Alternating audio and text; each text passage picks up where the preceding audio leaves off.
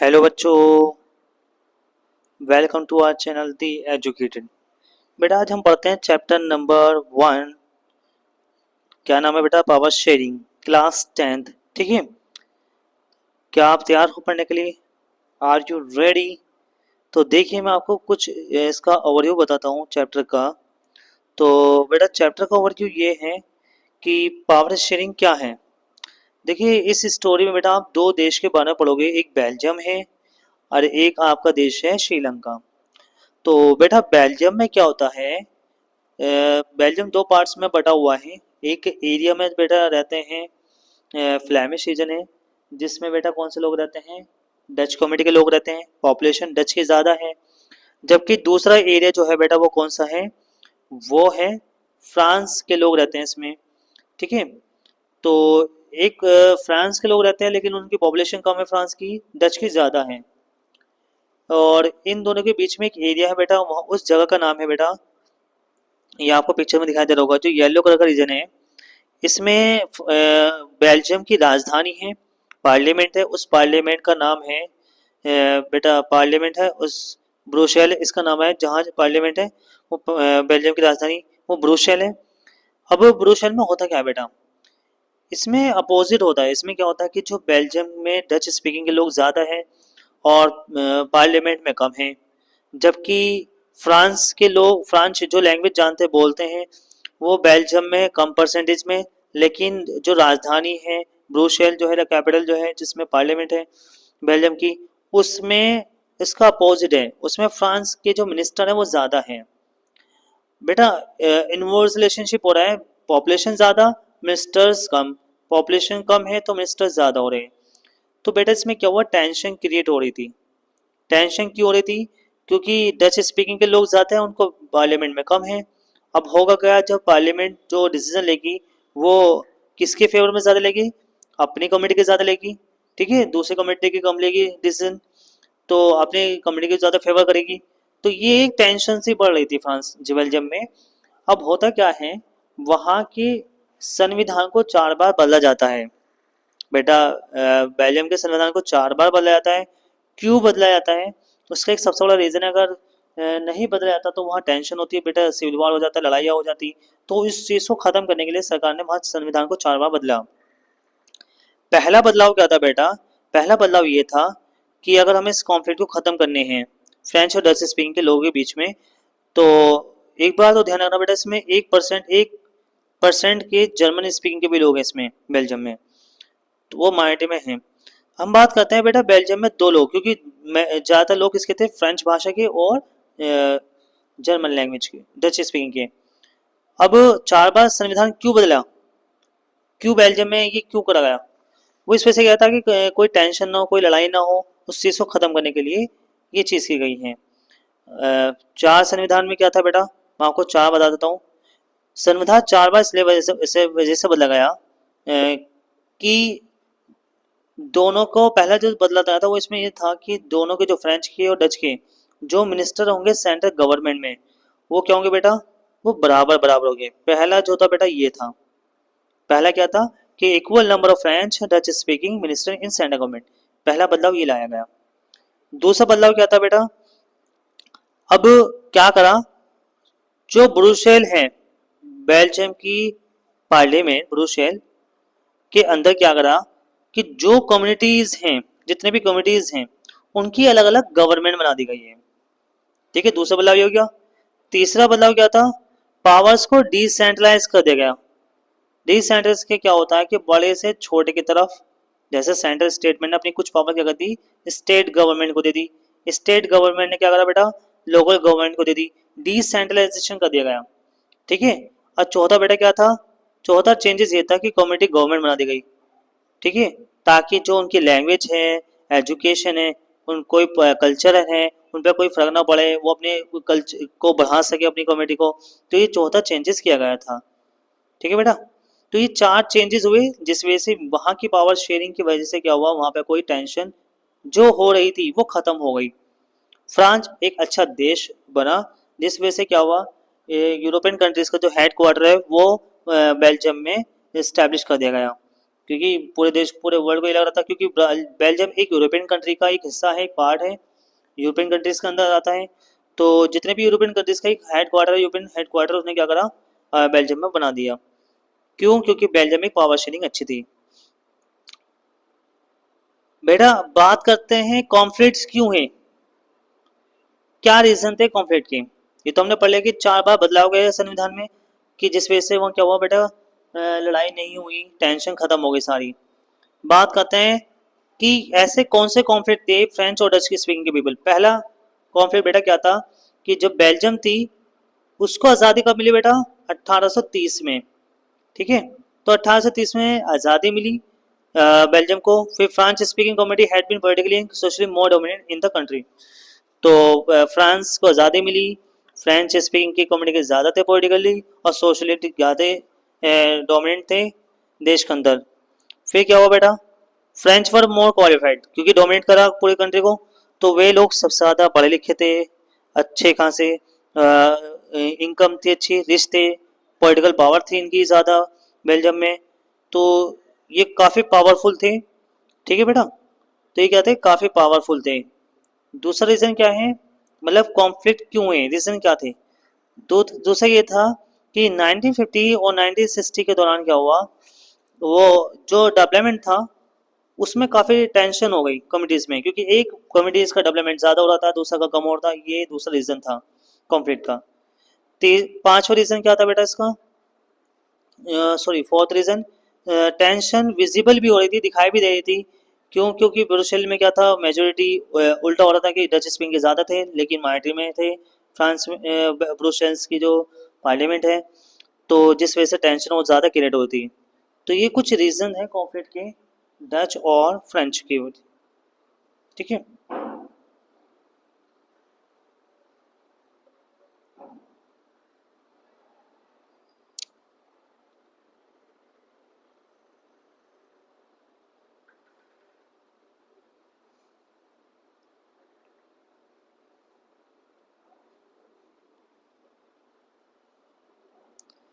बेटा बात करते हैं हम श्रीलंका के बारे में।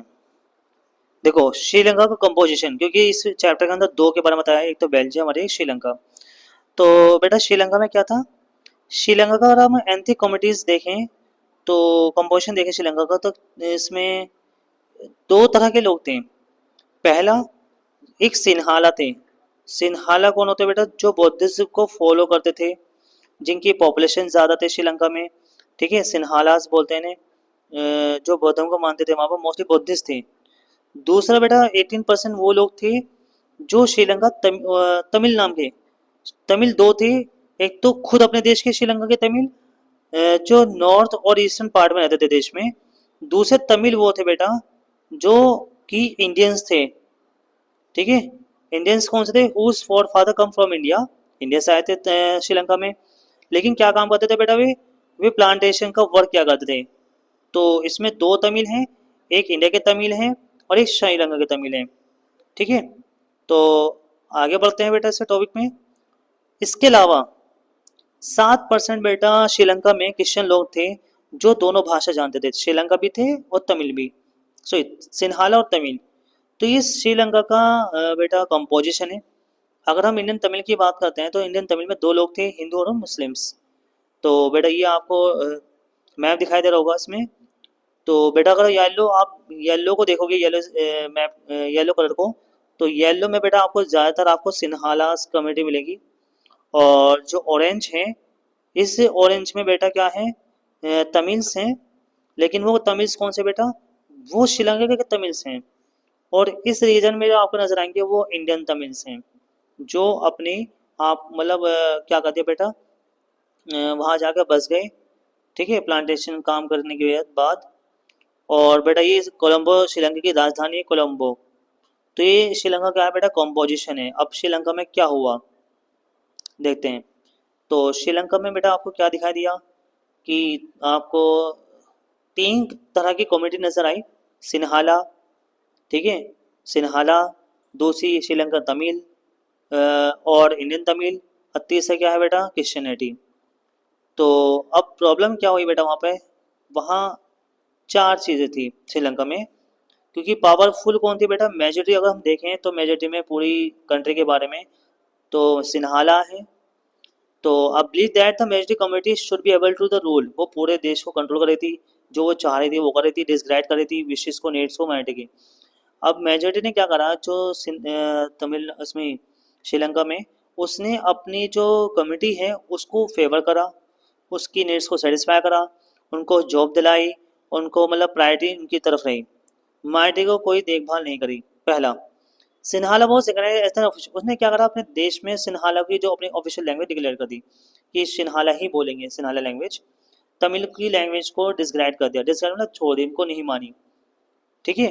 दूसरा क्या था बेटा वहाँ पे, द न्यू गाइडलाइंस, एक गाइडलाइन लगाई थी कि align the Sri Lankan Tamil people, इनको अलाइन छोड़ दिया, मतलब इनका कुछ माने ही नहीं, अलग अलग तरह से मतलब रिस्ट्रिक्शन से लगा दिए। दूसरा क्या था, जितनी भी जॉब्स थी चाहे सरकारी हो या एजुकेशन की बात करें, जो पढ़ाई की बात करें, तो उनमें सभी को प्रायोरिटी मिल रही थी, किसको, सिन्हाला लोगों को। और सिन्हाला क्या करती थी बेटा, अपने देश में अपने धर्म को ज़्यादा प्रमोट करती थी, दूसरे के धर्म को ज़्यादा प्रमोट नहीं करती थी। तो ये कुछ रीजंस हैं श्रीलंका के बारे में। अब क्या हुआ बेटा, इसकी वजह से टेंशन हो गई, क्योंकि ये सब किसके लिए था, सिन्हाला के फेवर में हो रहा था सब कुछ, सिन्हाला ही के बारे में थी सब। ये 1956 में एक्ट आया था, ये सब चीज़ की गई। अब प्रॉब्लम क्या हुई, प्रॉब्लम बेटा सबसे ज़्यादा जो हुई वो किसको हुई, तमिल्स को। तमिल्स दो तरह के थे, एक श्रीलंका तमिल थे, एक इंडियन तमिल थे। अब उन्हें कैसा होने लगा, वो अकेले महसूस करने लगे कि उनके फेवर में कुछ हो ही नहीं रहा, उनकी ना तो ग्रोथ हो रही है, ना एजुकेशन मिल रही है, ना जॉब मिल रही है, तो वो करते क्या करते। अब क्या हुआ, the majoritarian measure taken by the Sinhala dominated government increase the feeling of alienation among the Sri Lanka Tamil, वो चाहती हमें भी अपनी गवर्नमेंट में लाए।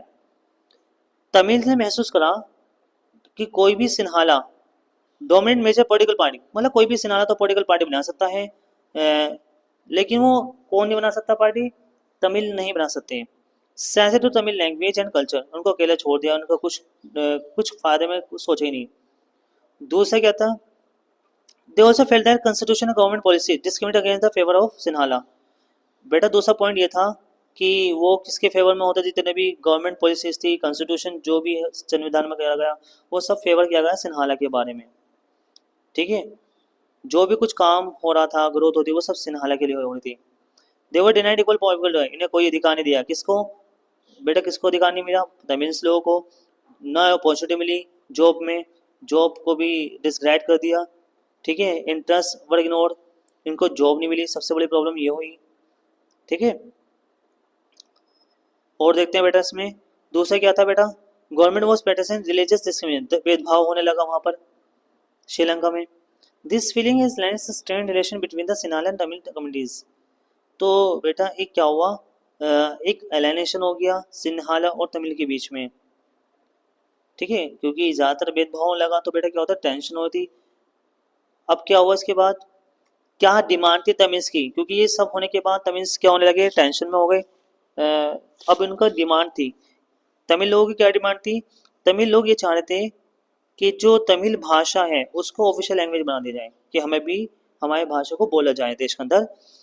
दूसरी डिमांड ये थी तमिल वालों की कि उनकी अपॉर्चुनिटी मिली, इक्वल अपॉर्चुनिटी, चाहे वो गवर्नमेंट जॉब्स मिले में बात की जाए या एजुकेशन, मतलब सभी को अधिकार मिले जॉब का। ये नहीं कि जॉब अगर दी जा रही है तो वो सिन्हालों को ही दी जा रही है, तमिल वाले लोगों को नहीं दी जा रही है। एजुकेशन भी, पढ़ाई में भी क्या था उनका, इक्वल अपॉर्चुनिटी मिले कि वो तमिल वालों को भी पढ़ाया जाए। दूसरा क्या था, तमिल वाले ये चाह रहे थे कि एक अलग से उनके लिए स्टेट बना दिया जाए, अगर कुछ नहीं हो रहा था कम से कम एक स्टेट ही दे दें हमें। तो क्या चाहते हैं कि रीजनल ऑटोनॉमी चाहते हैं, 1980 की बात है, demand for independent Tamil state, वो चाहते हैं कि हमारे अलग से स्टेट बना दी जाए नॉर्थ ईस्ट पार्ट्स में श्रीलंका में, ताकि हम भी आराम से रह लगे। ठीक है। तो ये डिमांड थी बेटा उनकी। दूसरे क्या था, 1960 की बात करें तो लिबरेरियन टाइगर ऑफ तमिल एस्टीम, एक पार्टी बनाई गई लिबरेल नाम से। ठीक है। तो ये करा गया, और ऑर्गन बनाते यूरेलिया ऑर्गन वाज फॉर्म, एक ऑर्गन बना दिया गया तमिल के नाम से। ठीक है बेटा। तो और क्या था बेटा, पांचवा क्या था बेटा, इसका डिमांड क्या थी, ultimately the distrust between the two communities lead to conflict. अगर क्या हुआ कि जब वहाँ की सरकार थे इनकी बात को नहीं माना तो क्या हुआ बेटा, लड़ाई हो गई कम्युनिटीज के बीच में। Finally turn into civil war, और हुआ क्या, सिविल वॉर हो गया देश के अंदर। जो लड़ाई होती है उसे सिविल वॉर कहते हैं। और फिर क्या हुआ बेटा, इसके बाद जो लीडर थे LTTE के लीडर जो थे प्रभाकर, उनकी डेथ हो गई। 2009 की बात है, ठीक है। तो बेटा आपने दो स्टोरी में देखा कि एक जगह तो लड़ाई नहीं हुई, एक जगह लड़ाई हो रही है, मतलब जिस टेंशन बोलते हैं सिविल वॉर बोलते हैं, सिविल वॉर, ठीक है। अब पावर के हिसाब से बात करें तो हम देख रहे हैं कि पावर शेयरिंग बेल्जियम में अच्छी है, तो वहाँ कुछ नहीं हुआ। जबकि श्रीलंका की बात करें तो पावर शेयरिंग वहाँ खराब थी, तो वहाँ क्या हुआ, लड़ाई हो गई, कॉन्फ्लिक्ट हो गए, सिविल वॉर हो गया। तो point number 1, the government gave importance to regional defence. अगर रीजनल डिफेंस देखें, कल्चर डाइवर्सिटी अलग अलग थी, तो वहाँ की गवर्नमेंट ने दोनों को क्या करा, इम्पोर्टेंस दी। जबकि श्रीलंका में नहीं था ऐसा। श्रीलंका में क्या था इम्पोर्टेंस थी, जो मेजोरिटी लोग थे उनको ही इम्पोर्टेंस मिली। दूसरा क्या था बेटा, जो कम्युनिटी थी, तो no single committee could make decision alone. वहाँ कोई एक सिंगल कमिटी डिसीजन नहीं लेती थी, वो सभी जितने थे सभी कमिटी के सभी डिसीजन लेते थे, ठीक है। जबकि श्रीलंका में क्या हुआ, जो सिन्हालास थे सिर्फ वही डिसीजन ले रही थी, ठीक है बेटा। दूसरी क्या है, they adopted such measures where the everyone was given equal opportunity. सबको इक्वल अपॉर्चुनिटी मिल रही थी बेल्जियम में, जबकि यहाँ पे ऐसा कुछ नहीं था, अपॉर्चुनिटी इक्वल नहीं मिली तो सिविल वॉर हो गया। रिजल्ट क्या हुआ बेटा, सिविल वॉर हो गया, ठीक है। हम देखते हैं कि जो बेल्जियम है इसकी राजधानी क्या थी, ब्रोशेल थी, कैपिटल ब्रोशेल। डिफरेंट गवर्नमेंट बनाई गई, कॉमिटीज बनाई गई, सबको इक्वल रिप्रेजेंटेशन दिया गया। जबकि अगर हम वहाँ की बात करें श्रीलंका की, वहाँ पे कुछ भी ऐसा नहीं था, they only had one government, केवल एक ही गवर्नमेंट बनाई गई, वो भी किसकी थी, सिन्हाला लोगों की, ठीक है। तो ये आपको डिफरेंस नजर आते हैं दोनों इसमें। अब क्वेश्चन बेटा ये है, क्या पावर शेयरिंग करने अच्छा माना जाता है? यस। क्यों पावर शेयरिंग करना अच्छा, क्योंकि एक प्रोडेंशियल रीजन है। इससे क्या होगा बेटा, ये पावर शेयरिंग करने से जितनी भी लड़ाइयाँ हैं वो कम हो जाती है सोशल ग्रुप में। दूसरा क्या है, स्टेबिलिटी बनी रहती है देश के अंदर। और क्या है, जो मेजोरिटी होते हैं कम्युनिटी की, वो बनी रहती है। और देश क्या रहता है, एक नेशन के रूप में बनता है, तो जिसे हम डेमोक्रेसी कहते हैं। तो पावर शेयरिंग करना एक अच्छा प्रोसेस है, ठीक है। दूसरा क्या है, मोरल रीजन बेटा, क्या है इसका, पावर शेयरिंग करने से डेमोक्रेसी बढ़ती है, राइट टू कंसल्ट होता है कि कैसे गवर्नमेंट चलानी है, एक लेजिटिमेट गवर्नमेंट थी है, ठीक है, जिसमें हर कोई क्या करते हैं, पार्टिसिपेट करते हैं, सिस्टम होता है। तो ये डेमोक्रेसी का बेटा क्या है, मोरल रीजन है।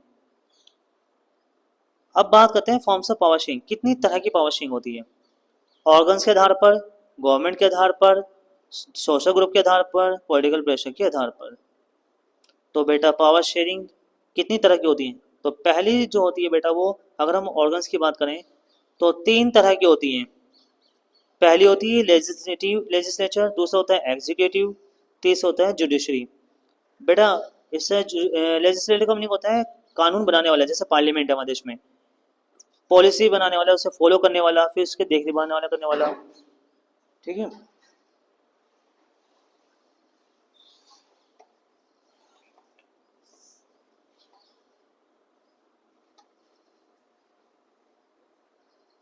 तो बेटा ये पॉलिसी है।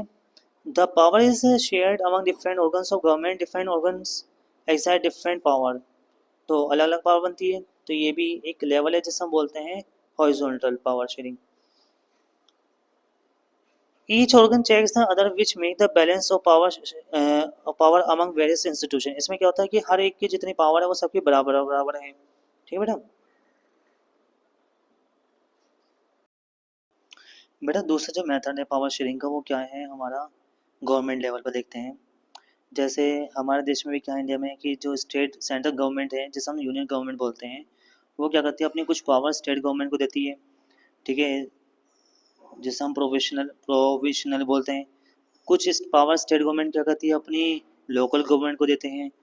तो ये vertical horizon of power sharing है। तो ये भी देखने को मिलता है। क्या इसमें पावर शेयरिंग किस तरीके से की जाती है, तो in this system power share among the government, government अपने अपने लेवल से करती है। जैसे सेंट्रल गवर्नमेंट क्या करती है, पूरे देश को लेवल के हिसाब से पावर शेयरिंग करती है, ठीक है, पूरे देश को चलाती है। स्टेट गवर्नमेंट क्या करती है, सिर्फ स्टेट को ही रन करती है। और म्यूनिसिपैलिटी क्या करती है, वो अपने म्यूनिसिपल को देखभाल करती है।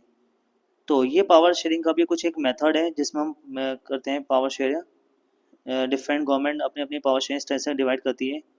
दूसरा क्या है बेटा पावर शेयरिंग का, अगर हम बात करें पॉलिटिकल के हिसाब से, कुछ लोग पॉलिटिकल पार्टीज बनाते हैं, प्रेशर होता है उनके पीछे, मूवमेंट चलाए जाते हैं। जैसे the competition among the different political parties ensure that power does not remain in the hand. Political में क्या होता है, केवल एक के पास पावर नहीं होती, बहुत सारी बेटा गवर्नमेंट बनती है, उनके पास अलग अलग पावर होती है।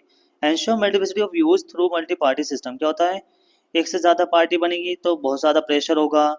कुछ पार्टी क्या होती है, अपना आपके एक से ज़्यादा पार्टी को मिला के एक पार्टी बनाती है, कोलाइनेशन गवर्नमेंट बोलते हैं।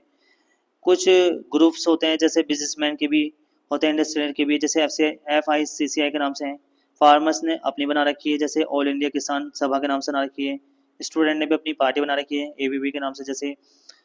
तो ये क्या है बेटा, ये पावर शेयरिंग है, लेकिन ये किस हिसाब से है, बॉडी के हिसाब से हो गई, ग्रुप्स के हिसाब से हो गई, ठीक है। दूसरा क्या होता है बेटा, सोशल ग्रुप भी बनाते हैं, जैसे जैसे हम कम्युनिटी बोलते हैं। Community in a democracy specially multi एंथिक society, power is also share among the social group. अलग अलग सोशल ग्रुप के हिसाब से पावर शेयर आती है। रिलीजियस पार्टी होती है, कुछ लिंग्विस्टिक ग्रुप बनते हैं। Accommodate social diversities and give representation historically marginalise community, जैसे रिजर्वेशन हमारे इंडिया में देखा जाए, कम्युनिटी गवर्नमेंट बेल्जियम में देखी गई है। तो ये सब क्या बेटा ग्रुप्स हैं। What are the different forms of power sharing the modern democracy, आज के हिसाब से कैसे कैसे पावर शेयर की जा रही है। जैसे पावर शेयरिंग बेटा एक होता है हॉरिजॉन्टल पावर शेयरिंग, जहाँ पे क्या होता है तीनों के पास, मतलब जितने भी ऑर्गन्स है गवर्नमेंट के, सबके पास इक्वल पावर्स हैं। और वो क्या करते हैं, चेक करते रहते हैं कि जितने भी हमारा पावर शेयरिंग हो रहा है, कोई बैलेंस चेक करती रहती है कि कोई गलत तो नहीं कर रहा इसमें। Power sharing among the different organs of the government, जैसे कि horizontal distribution power, the system of checks and balance, इसे हम क्या बोलते हैं, चेक्स एंड बैलेंस के नाम से बुलाते हैं। Power sharing among government different levels, vertical power sharing भी होती है, ठीक है। In this form of power sharing power distribution is share at the different levels of government, जैसे हमने पढ़ा था सेंट्रल, स्टेट और local government. Power sharing among the political parties, pressure groups and movement, they form a collisions government and दस share power. कुछ power sharing बेटा क्या करती है, पॉलिटिकल पार्टी बनती है, पार्शल ग्रुप बनाते हैं, मूवमेंट बनाए जाते हैं। Power sharing among different social group in democracy क्यों होती है, क्योंकि एथनिक सोसाइटी बनानी है। पावर स्पेसिफिक ग्रुप में की जाती है ताकि रिलीजियस और लिंग्विस्टिक क्या है कम्युनिटी वो बनी रहे, ठीक है बेटा।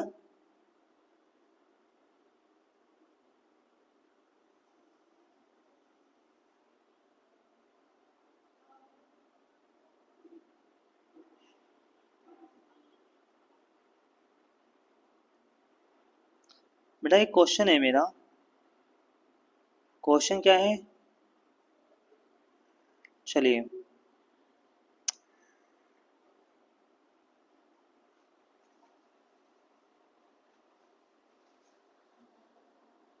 बेटा क्वेश्चन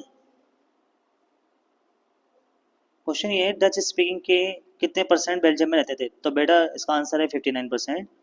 फ्रेंच कितने परसेंट थे बेटा, 40%। सिन्हाला कितने थे, 74%। तमिल कितने थे बेटा, 18%।